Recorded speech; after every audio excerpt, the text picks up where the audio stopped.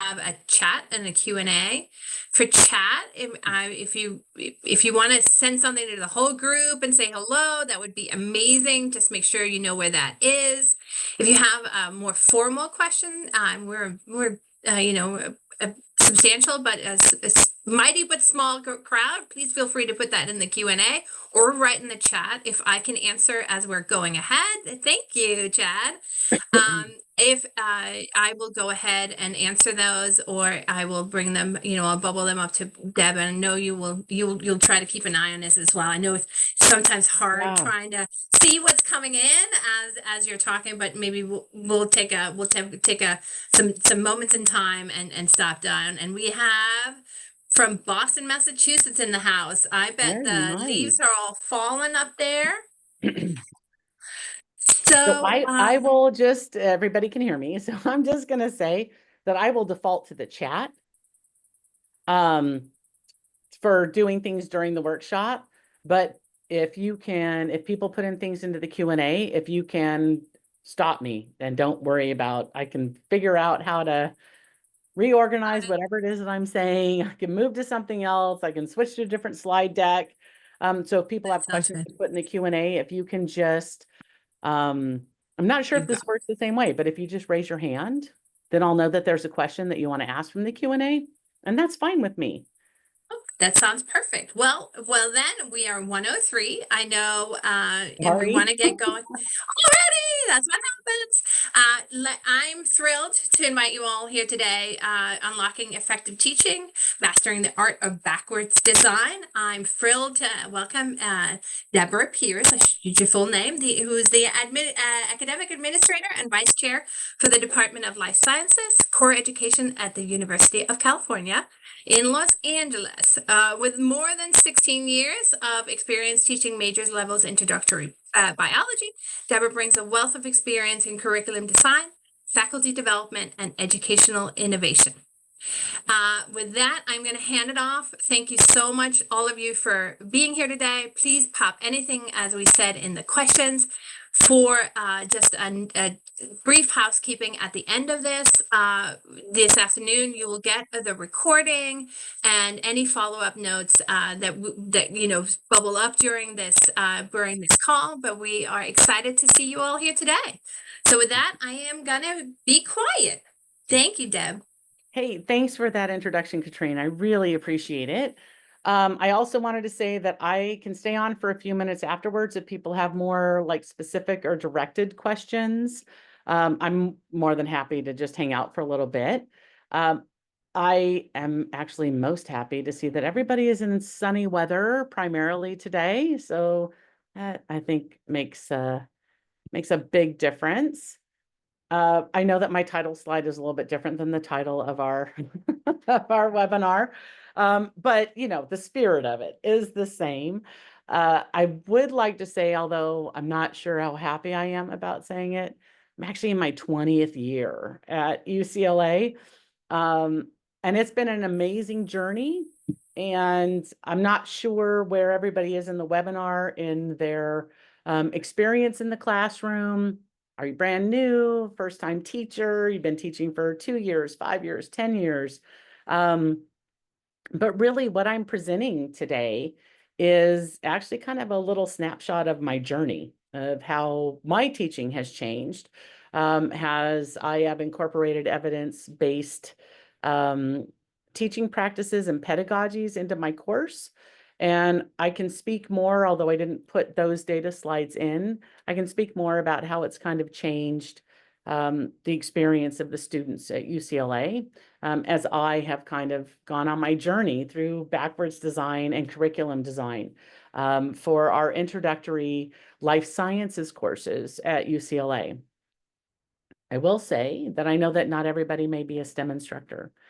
And so I've tried to incorporate some examples that are not exactly STEM based, but some of my larger examples actually are for STEM classrooms. But I think that it doesn't matter what discipline you teach in. We all have some common goals for our students, which are critical thinking and problem solving. And so I'm hoping that I can show everybody some ways to use backwards design to be able to kind of advance their own classrooms and not only make it like a more impactful learning experience for the students, but a more impactful pedagogical experience for you as an instructor. With that, I'll move on, right? So here's our goals of the workshop. So I want you guys to be familiar with backwards design, and backwards design also incorporates some ways to being able to be a little bit more active in your classroom. So I want to introduce some different types of activities that you might be able to try yourself during class. After this workshop, I'd really like you to think about one type of activity that we went over, covered, talked about, or discussed, and try it out in your own course. And this is really two of those, what you should be able to.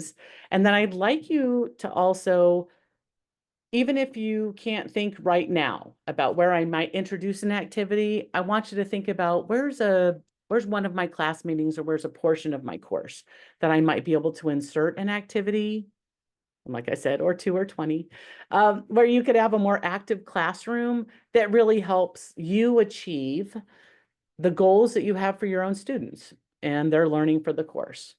So this is just in the chat. We're not using a response system, and that's fine. But I'm going to give about 30 seconds. And what I would like you to do is just in the chat window, not in the Q&A. Excuse me. Not in the Q&A, just in the chat window. We're going to do what's called a chat storm. We'll do a few of these. What I'd like you to do is just enter the letter for your response, but then wait before you press return. And then I'll get them all at once, like a big storm in the chat window.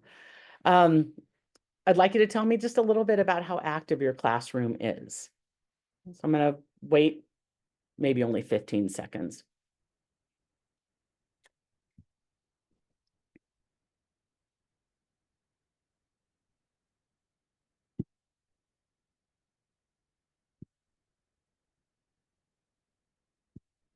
Okay, we're going to do that in chat. Wow, okay. So if everybody has had a chance to enter their answer, go ahead and very nice. Go ahead and press enter if you haven't already. And we have at least one answer from every single option. So that's great. And I love this because it doesn't matter where you are. If you're very active, there's always another opportunity to do something different. If you're not very active, maybe you might come up with a new idea today. But I think that this is really also one of the things that I love about workshops or webinars like this is that we're very much like the students that we have in our classroom. It doesn't matter where you are. There's always another place where you can go. And so I love doing this, and I love meeting new people and seeing all of you here. So this gives me a little bit of an idea about how I might change things just a little bit.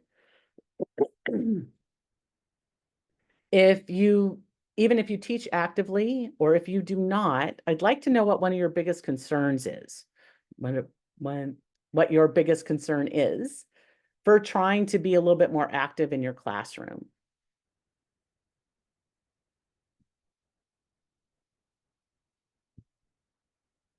See, Janine and Nadine have clicked in. Yeah, it's hard to create something meaningful. Samantha's picking 2. Good job. I love it. Yeah, and it's true. Some students don't participate at all. Oh, Virginetta and Janine. Yeah, absolutely. So I think that maybe, and I love this, Samantha started it, right? She's like, I'm picking 2. And as soon as that happens, what happens? Other people pick 2. You can pick 2. There can be lots of concerns. And many of these are so valid, especially if you're teaching like really large courses. But to be honest with you, even in a small course, I don't know exactly what type of institution everybody is at, but even in a class of 24, you might have the 2 students that always sit in the back corners, never look up. They've always got on a hoodie. Or you have the students that never want to participate during class, but after class, they come up and ask you the most wonderful questions that you wish they had done in class. And so these are all very valid concerns, and we all deal with them. And there are many ways to deal with them. And today's workshop is really about using backwards design and thinking about how we're going to construct and create a course that will be more inclusive for our students, be a welcoming atmosphere, and will really encourage the give and take that we all hope for with our students to help them with learning. So I appreciate all of your responses. This actually gives me a better idea of the types of things that I can actually talk about while we're moving through things. So one of the things that I want to bring up about backwards course design, I'm going to define it in the next slide or two. It's going to come up. But I want to talk a little bit about alignment. And, you know, we do a lot. It takes a lot to be able to create a course. And everybody thinks about making this amazing experience for our students, right? And we think about, what do I want the students to be able to do when they're done with this course? How are they going to tell me that they've achieved my goals for them in this course? And how am I going to help them get there? And so this is just an alignment triangle. It all feeds around to each other. And it's also important to recognize that it's iterative. So you go back to this over and over and over again. And that's one of the things that I've actually loved about teaching. You don't just do it once and then it's over, right? We get questions during class and we think, oh, maybe I could do this a different way. And we make small changes. And so what I want to make sure that everybody recognizes, and what I recognize about everybody's effort, is that you've been doing great work for your students for as long as you've been doing this. Even if you've never taught before, you're already thinking about, how am I going to make an amazing experience for my students? If you've been teaching for a long time, you've been thinking about your students for a long time. So we're going to come back to alignment a few times during this presentation. And I'm not sure how many of you were able to attend Justin's talk, I think, which was 2 weeks ago. There was a lot of data that was presented there. If you weren't able to attend that, it's fine. What I'm just going to tell you about is that we have some best practices for pedagogy, and they come from cognitive science and the learning sciences. Thinking about how is information distributed in a course, and the importance that we have for students being able to encounter information at multiple times, for long-term learning or long-term potentiation, but that's a big word. So I don't, it's just for them to be able to have like something stay in their minds, and then them to learn it long-term, and it doesn't leave them at the final exam. So the importance of having repetitive or many interactions with the same concepts, and leaving some time in between each encounter that students have with that.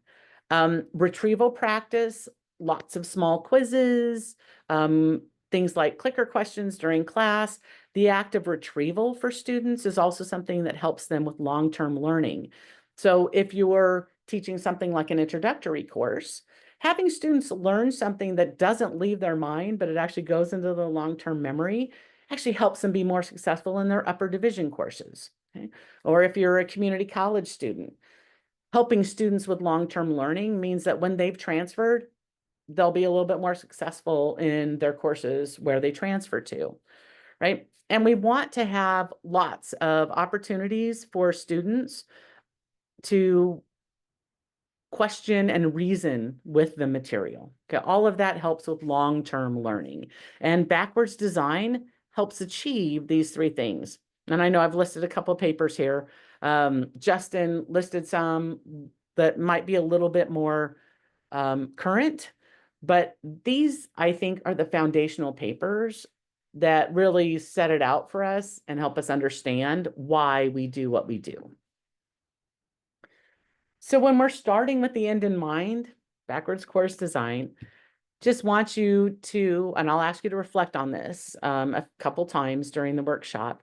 What do you want your students to be able to do?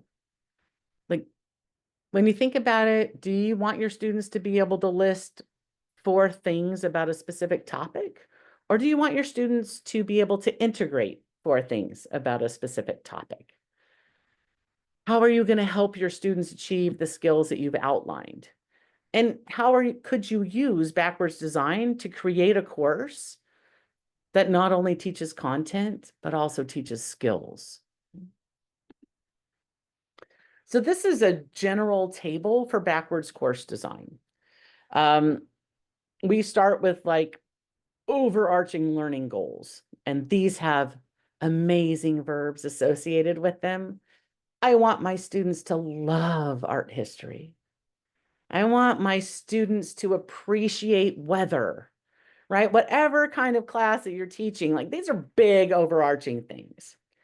And the learning outcomes are really about skills. What should students be able to do?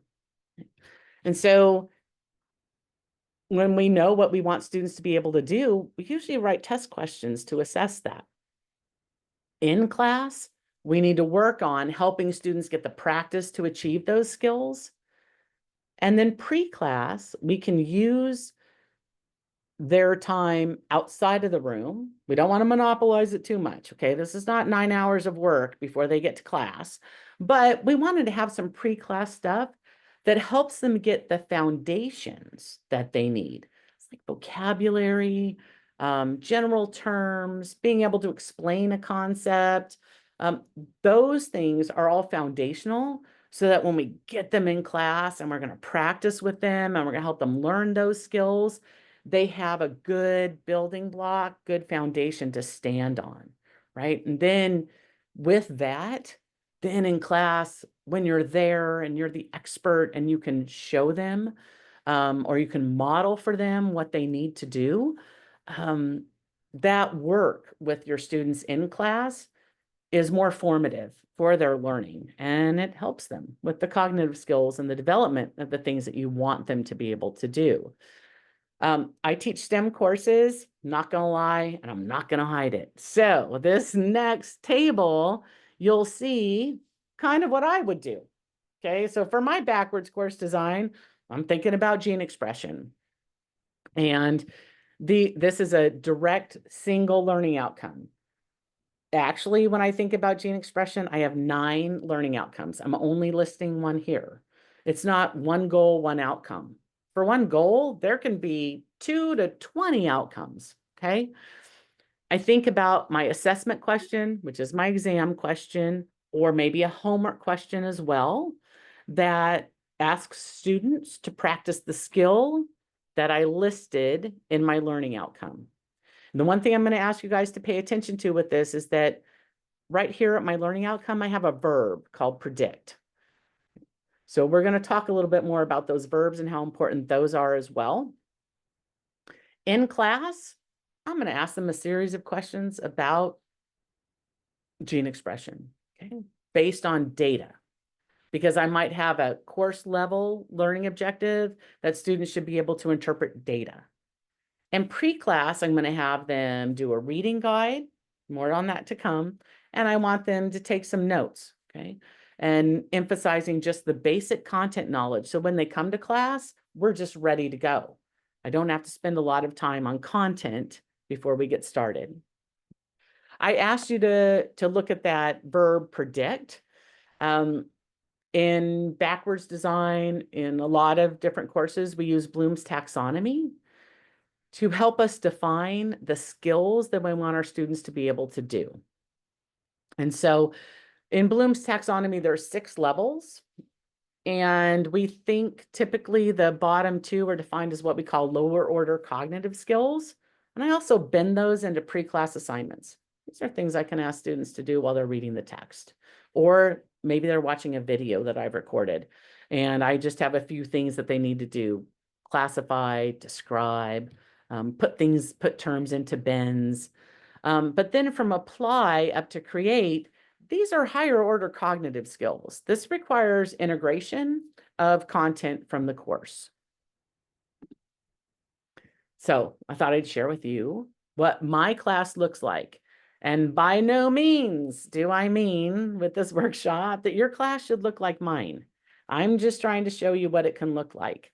I teach classes of 360 to 420. And it's busy, but I want you to see what every single day, at least 2 to 5 times during class, what my class looks like.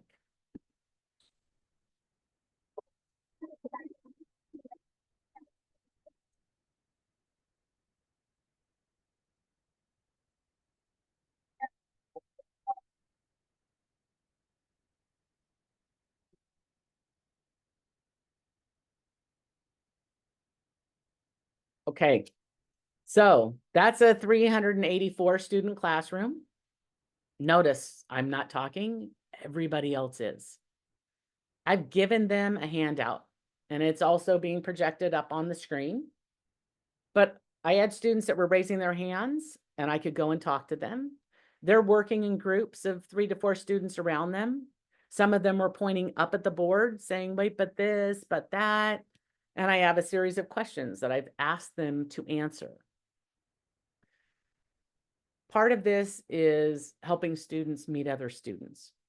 But part of this is also having them check their own understanding about the pre-class assignments that I might have had them do, okay, in my goal to get them to do something in the classroom. That might look daunting.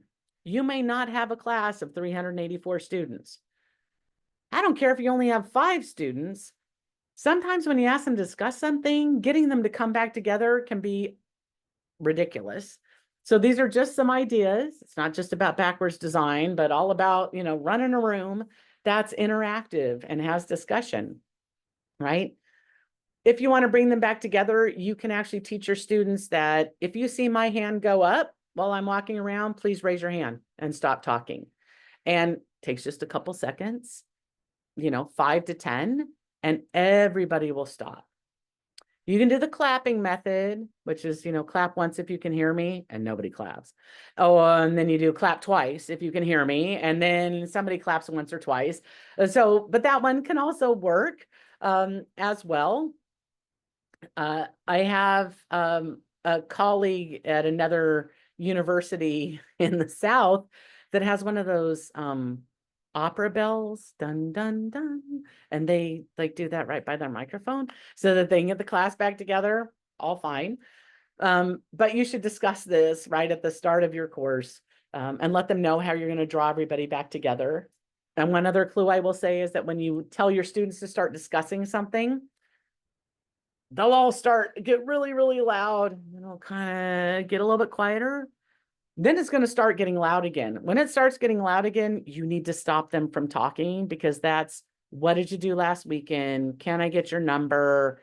Like things that have nothing to do with what you've asked them about. So you want to make sure that you're watching for that. I call it the double camel's hump. Before you get up to the top of the second hump, you want to stop them from talking. Right? So we can be active, lovely. This is one of the things that I found when I first started teaching.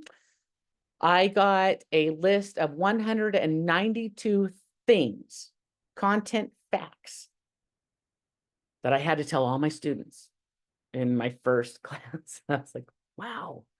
And I don't know, like I said, I am a STEM person. Not everybody may be STEM. But one of the things on that list that was that all of my students should know all 3 classes of jellyfish or sea jellies, depending on whether or not you want to call them jellyfish. And I thought, wow, that's strange. And I did it the first time and I did not enjoy it. And I believe that my students didn't enjoy it either.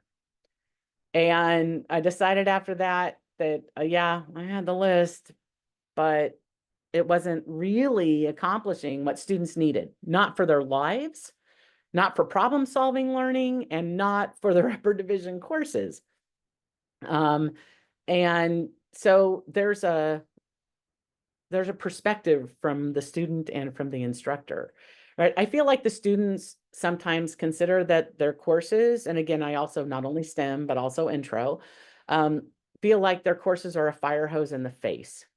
So much information comes in, and it seems like they have to memorize it all. But a lot of times, we don't necessarily need them to memorize all of that content, right? We need them to know some things that are foundational, but the memorization part, maybe not so great. And this is the elephant in the room. I call it the content monster. Students must know these, this. They should have flashcards of every bold-faced word in the book, right? And I'm also recognizing that some of you may use flashcards or ask your students to make flash. That's all great, right? It's about your classroom. But if what we really want our students to be able to do is to solve problems, to interpret data, to apply concepts, or to apply information across multiple weeks, in order to answer a question, the content memorization may not be so important. So finding that balance is important, and recognizing that the content monster is the elephant in the room and we could do something differently is a little bit about what backwards design is for. Just because we tell our students everything doesn't mean that they learn that, right? If what I thought was that the way that students learn is if they hear it from me, then I should stand up at the front of the room and I should open up a textbook and I should read as fast as I can for every single in-class meeting, right? If that's really what we think, then that's what we would do. But that's not what we do. We curate, we generate, and we provide learning experiences for our students. I'm not saying that content is not important, but what I am saying is that oftentimes our exams are not just about fill in the blank. Some of the exam, yes, maybe that, but it's not all that. It's not all about definitions. It's not all about just kind of regurgitation of what they've heard. So I often think with backwards design about structuring your course. Talked about learning goals with that table, learning objectives, and what can they do in class, before class, out of class, so that they can actually achieve the learning goals that we've outlined for our students, right? Our courses are very structured. And I say our, talking about my institution, which is UCLA. And some people say, well, your students are very different. Well, I will tell you that I have a second job, which is teaching at a community college. I do the same thing in my community college class that has 18 to 24 students that I do with my students at UCLA. And I have also found that my students at UCLA have the same spread of preparation that my students at the community college do. Everybody comes into our course from a different starting point. And I need to meet my students where they are and then hope to get them where I want them to be by the end of the course. And so we have very, very structured courses. Okay.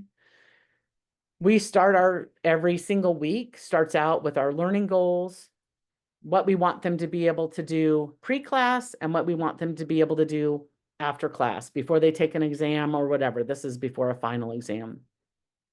Notice that the pre-class learning objectives, the skill verbs that we have are lower order: discuss, explain, describe. And for the ones after class, we want them to evaluate or predict. So we tell them what the expectations are. We create a learning path. This is from an LMS, and it has all of the reading, and they have to go in and do the reading.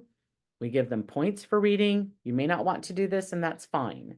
But for these lower order things, we give them points for being good students. And part of this is because they're also intro students, and we want to give them, we want to reward them and help them get in the habit of being good students. So we reward reading.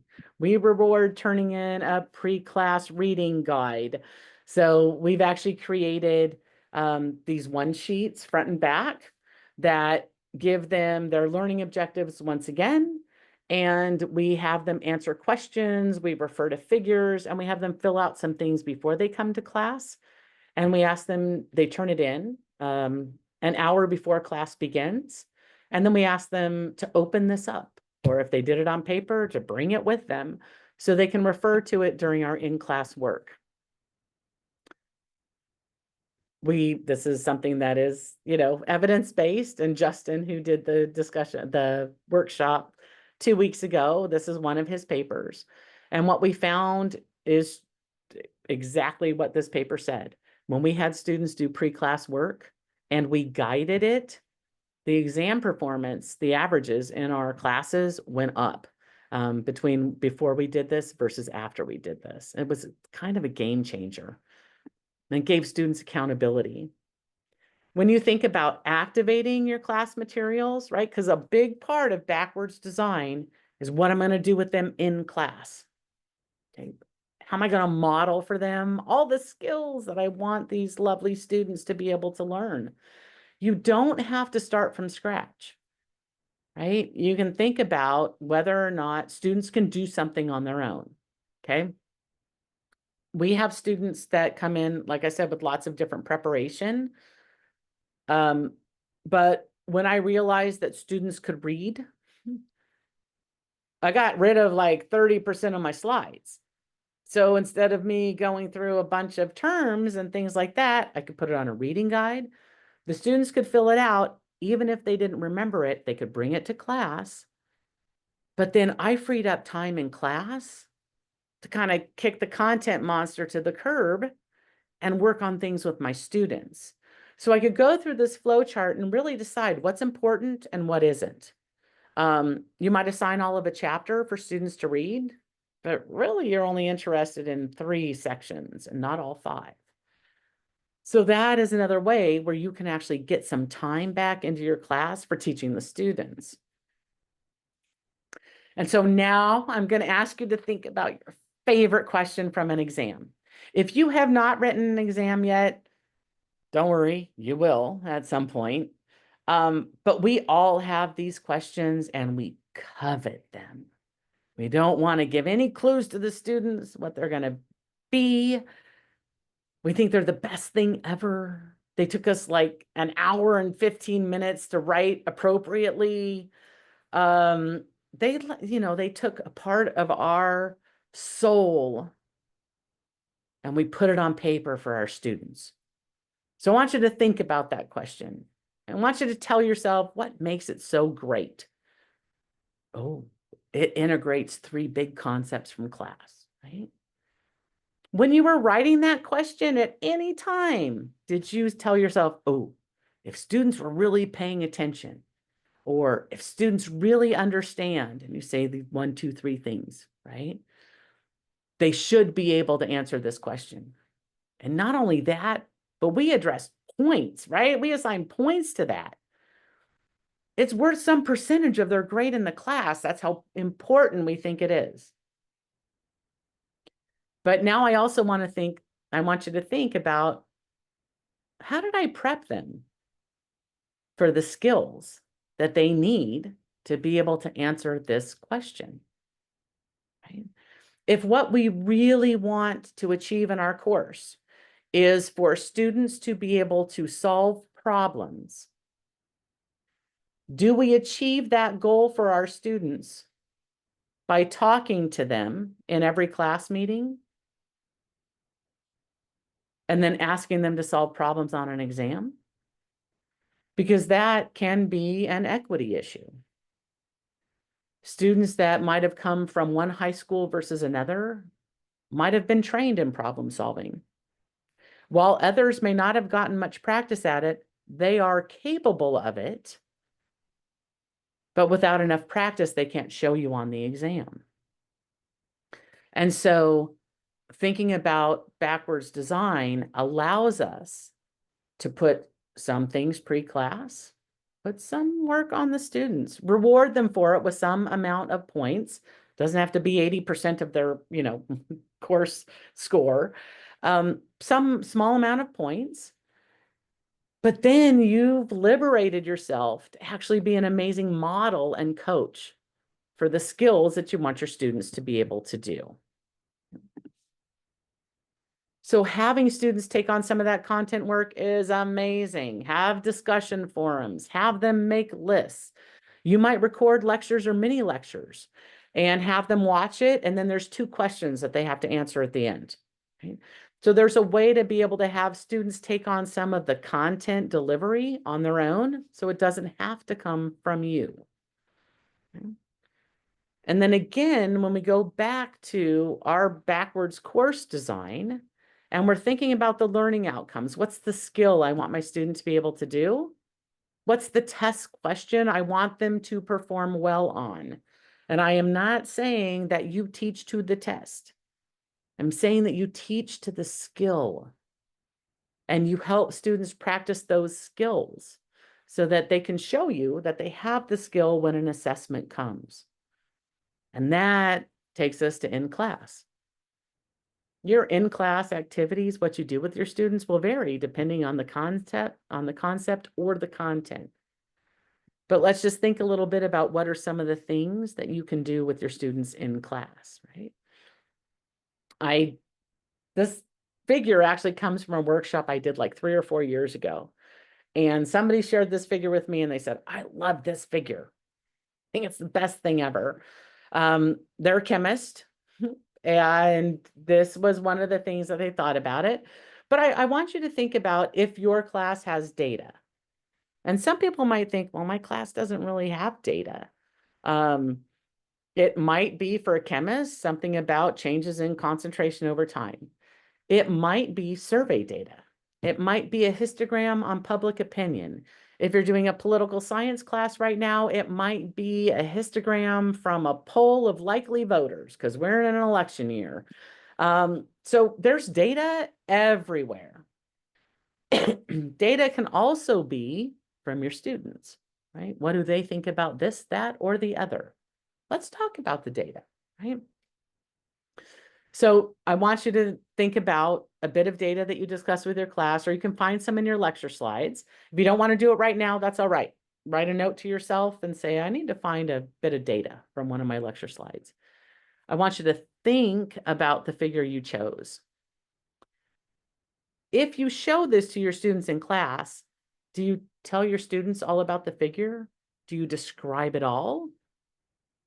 Do you think it's possible that maybe instead you should have, without you saying anything, which is the hardest part if we're so used to talking, if we were just quiet and we just let students try to figure it out on their own, wrong or right, because one of the things we also know is that we learn through experience, we learn by doing, and we learn by making mistakes, right?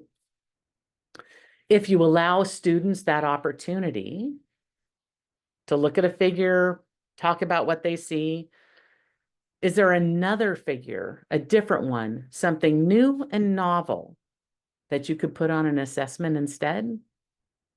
And if you give students the time to look at that figure and try to answer some questions about it, instead of you describing the figure to them, ask them these questions. Now, these questions may not go with every single figure, but you can come up with questions that are quite similar, and you can have students do it on their own. Okay. Excuse me, I got a little frog in my throat. But you can have students work on it on their own, and then you can discuss it. But again, you can have students do this. You can give them a 3 to 5 minute time limit in class. Instead of you taking 10 minutes to explain everything you think that's super important about the figure, have students take a few minutes to try and do it on their own.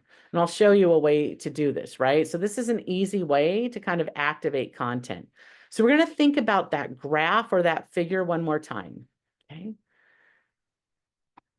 This is a data graph that I have that goes along with my gene expression backwards design table that I showed you.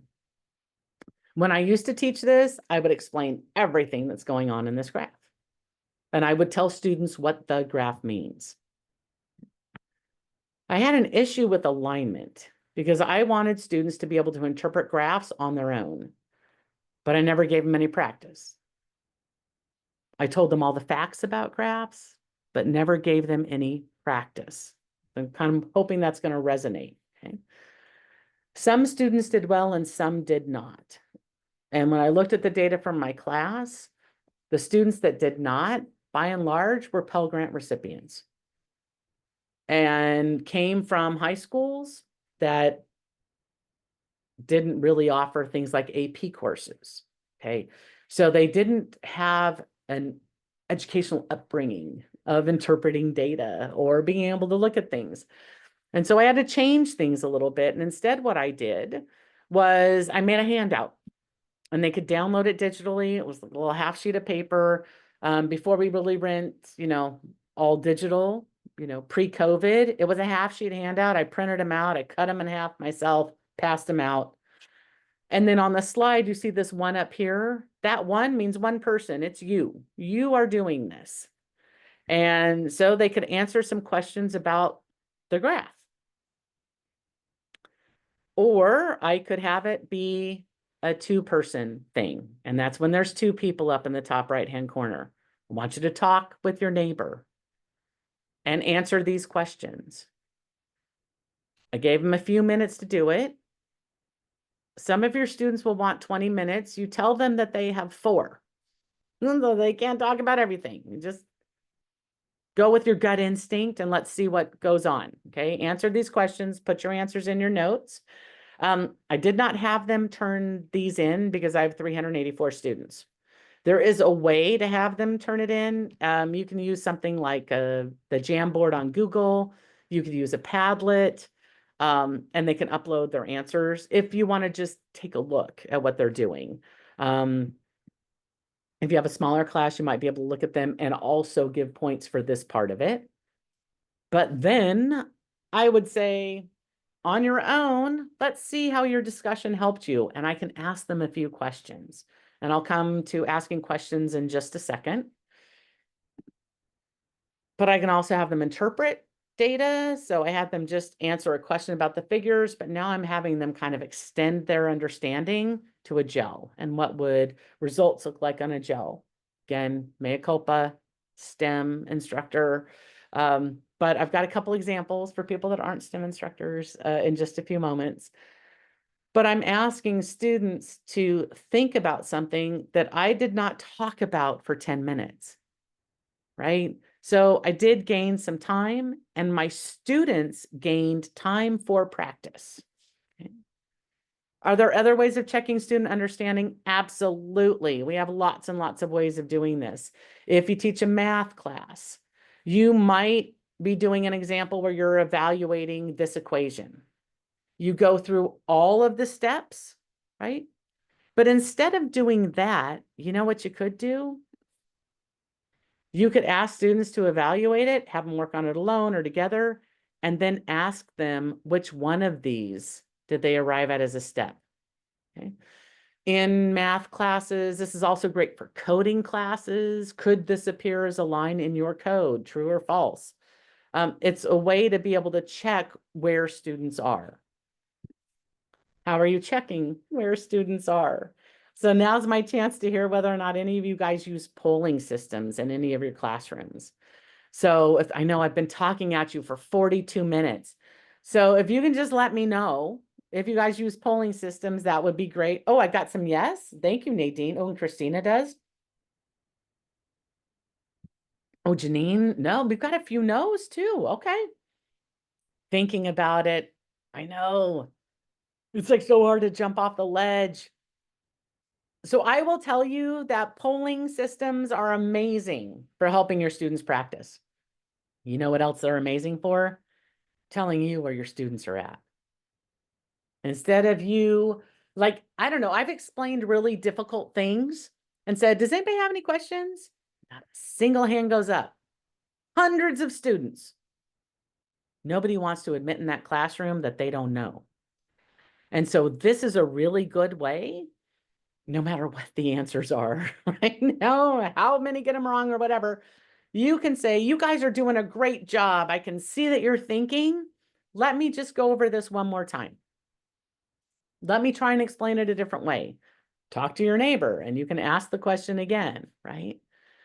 There are lots of reasons to use response systems. And I know that this is really about backwards design, not about response systems, but response systems, handouts, how you give students practice and how you're able to see what your students are doing and thinking is important.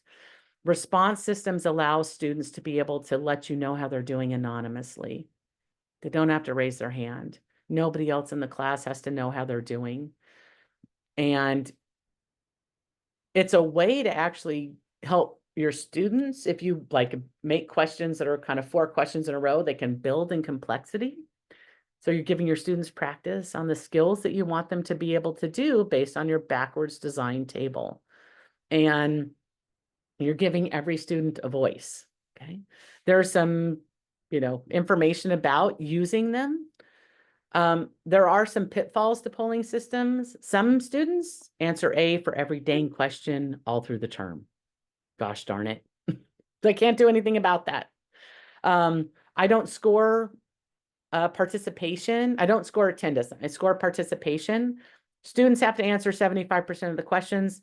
They don't have to be right or wrong. I don't care. They have to answer, okay?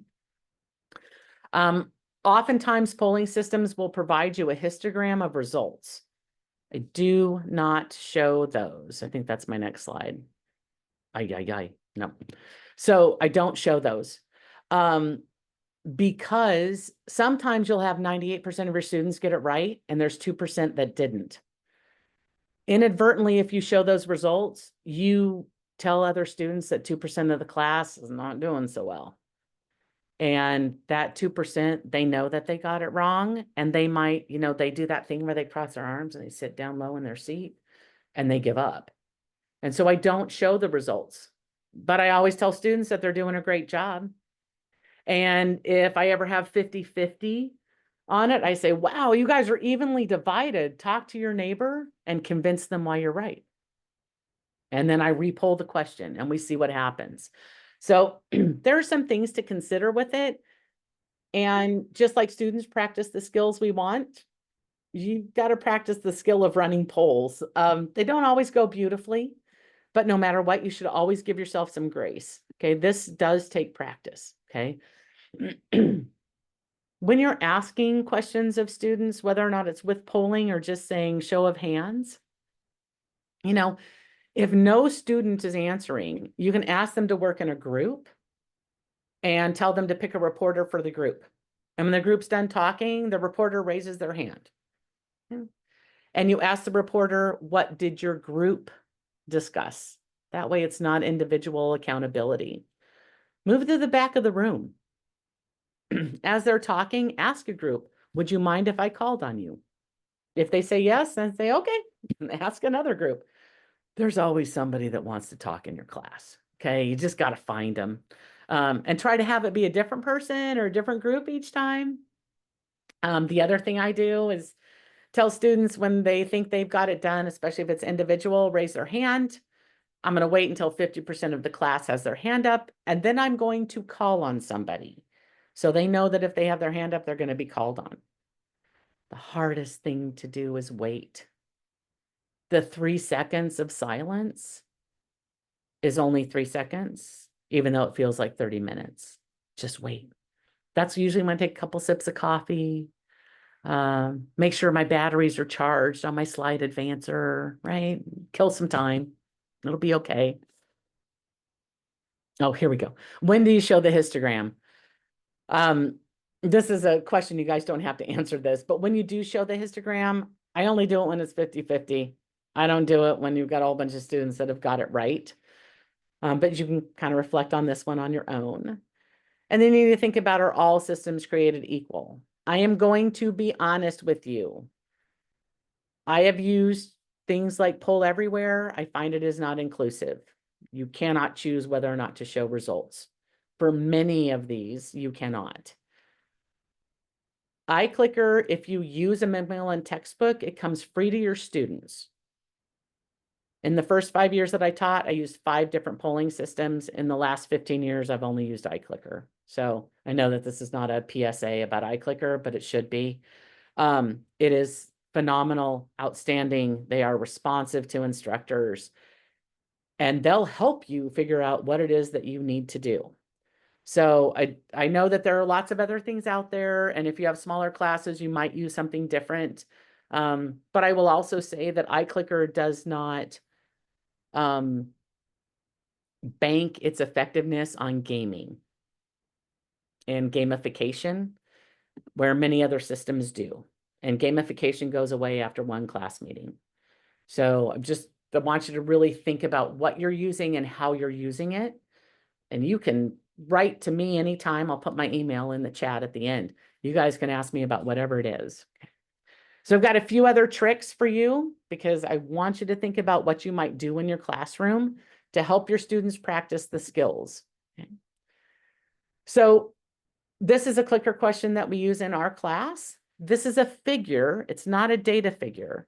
But instead of just showing the question straight away, what happens if instead I did this and I told my students in your notes, I want you to write down what you think is happening in this figure.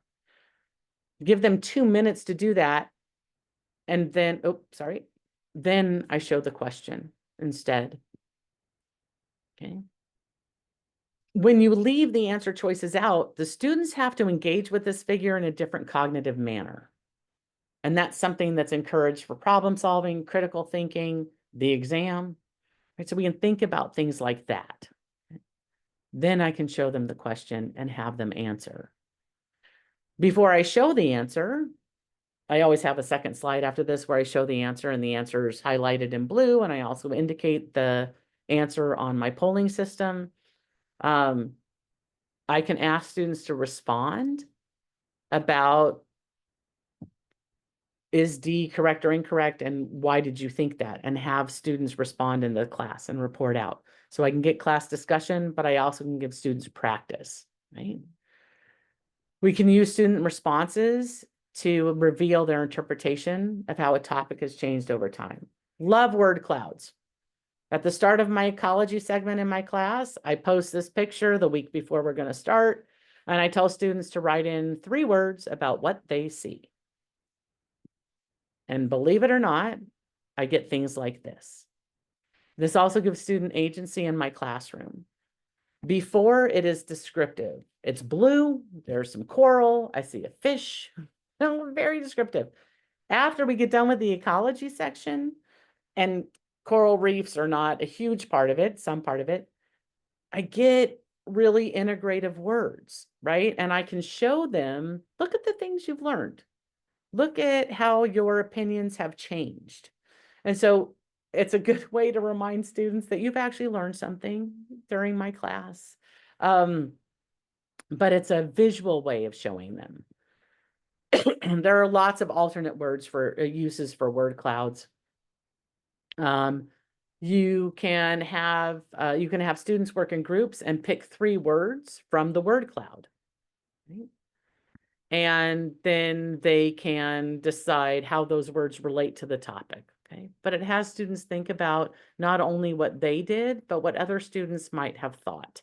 And so this is a good way if you have a debate class, if you have a sociology class, to have students recognize what other students may be thinking or what is important to other people besides themselves. It's a little empathy exercise too, depending on what your word cloud was on. I can have students reveal preparation. I can have them tell me about this fairy circle. This is actually only one individual.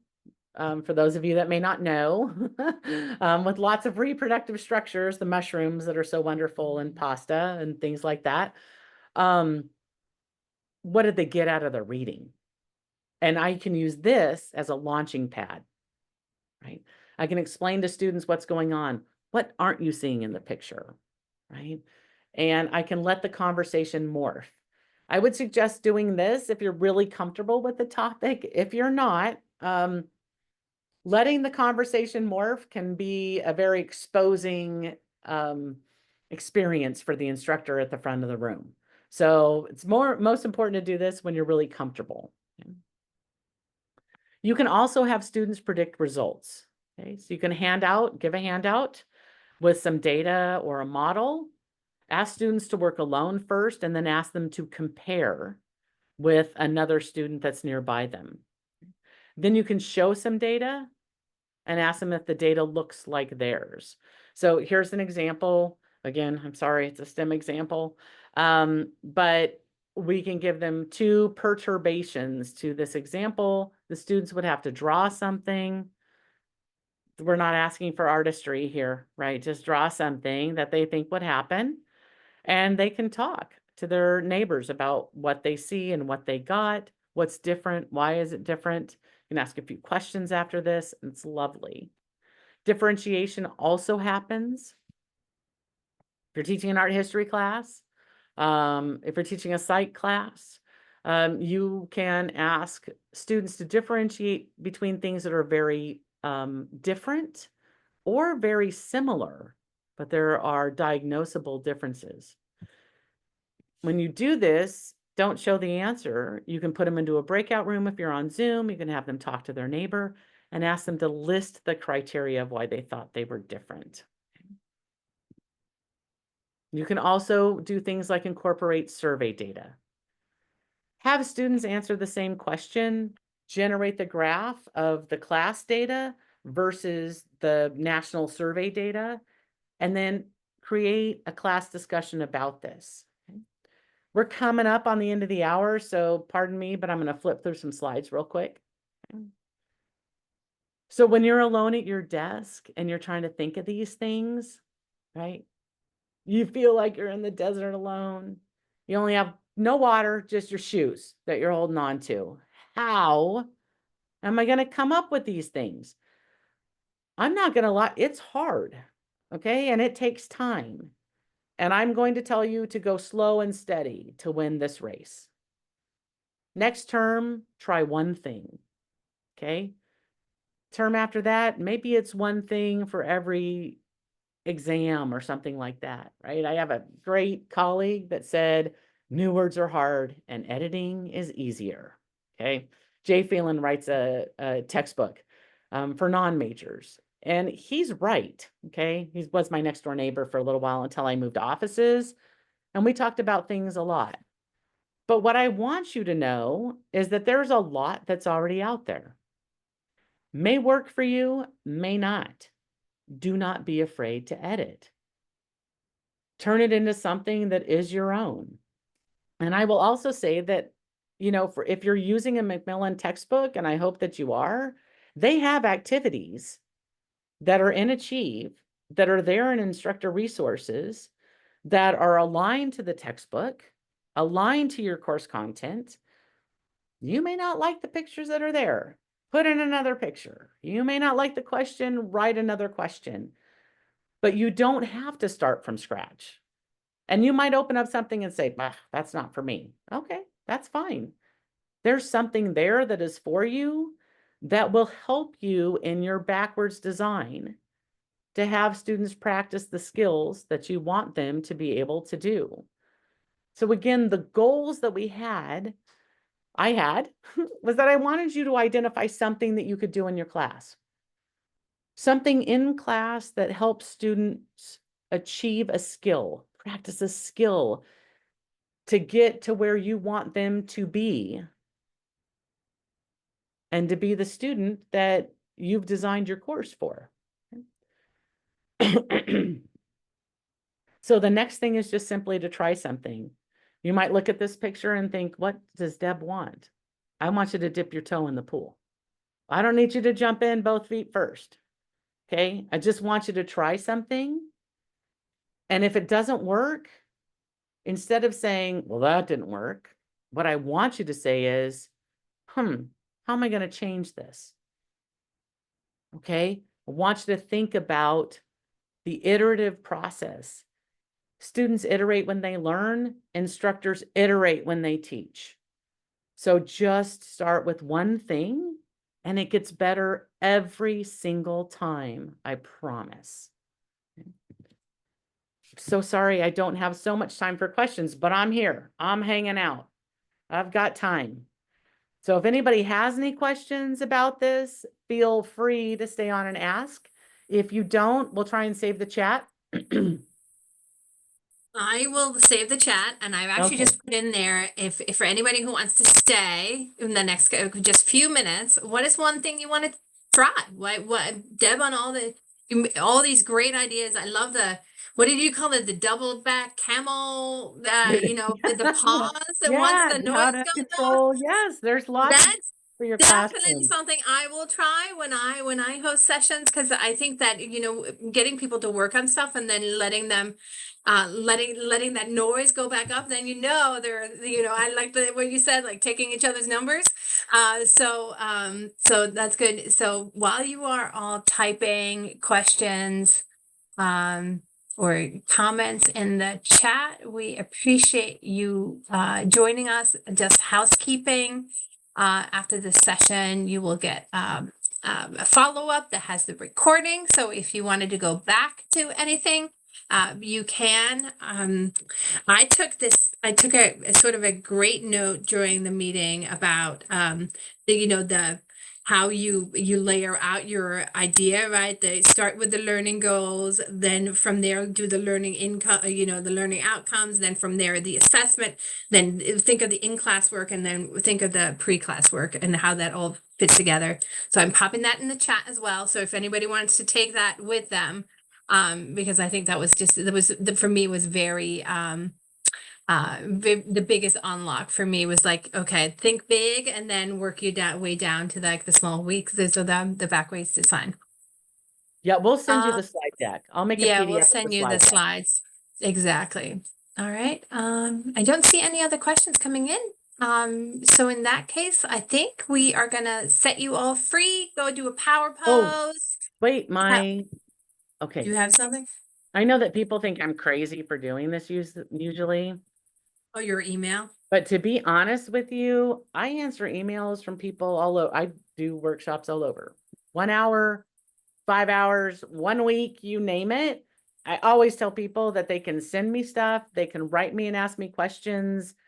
I respond sometimes within 72 hours, so maybe not the same day.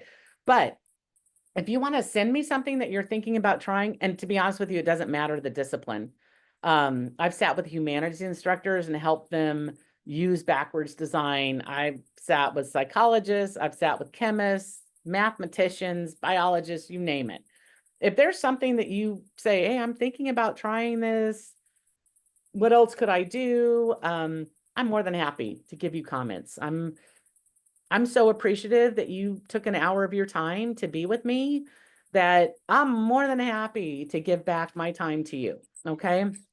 So don't hesitate to contact me. I really mean that in the most generous and genuine of ways. We appreciate you. Thank you. Thank you so much, everybody, for your participation and your listening Thank ears. you. The recording is forthcoming. Thanks so much. Thank you, Deb, for taking the time today. We appreciate you. Oh, yeah. Thank you All so right. much. Thanks for having me. Bye, everybody. Bye-bye.